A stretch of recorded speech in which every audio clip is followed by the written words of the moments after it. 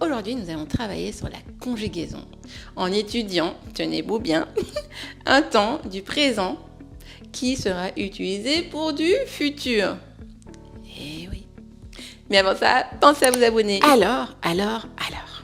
Tout va commencer à partir de cette phrase. I'm doing it.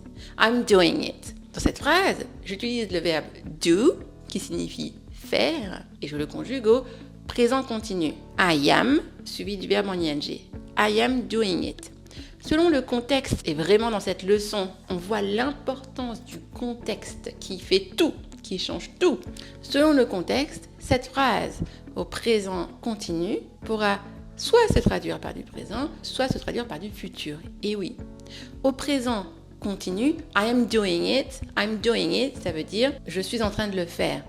Je le fais, mais maintenant. Et maintenant, si vous changez de contexte, cette même phrase, I'm doing it, se traduira au futur. Laissez-moi vous expliquer dans quel contexte justement. Let's imagine. You are talking with a friend of yours. Imaginons, vous discutez avec un de vos amis, vous hésitez à faire ce voyage, vous avez peur. Votre ami est là, vous écoute et vous encourage à y aller. Vous avez peur, donc vous avez tendance à trouver toutes les excuses pour ne pas effectuer ce voyage, mais votre ami qui vous veut du bien et qui sait que ce voyage sera vraiment transformateur, vous incite à y aller. Il vous encourage tellement qu'à la fin vous êtes reboosté et vous dites « I'm doing it ». Et ça, dans ce contexte-là, ça se traduira par « je vais le faire, je le ferai », par du futur sûr.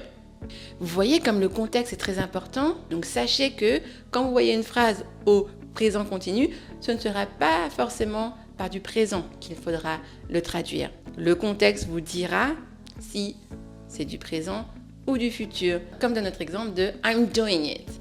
Est-ce que vous connaissez cette particularité de conjugaison? Dites-le moi en commentaire. Et puis, faites une phrase d'exemple en conjuguant n'importe quel verbe au présent continu, mais en sachant que, selon le contexte, ça pourra être traduit par du présent ou du futur.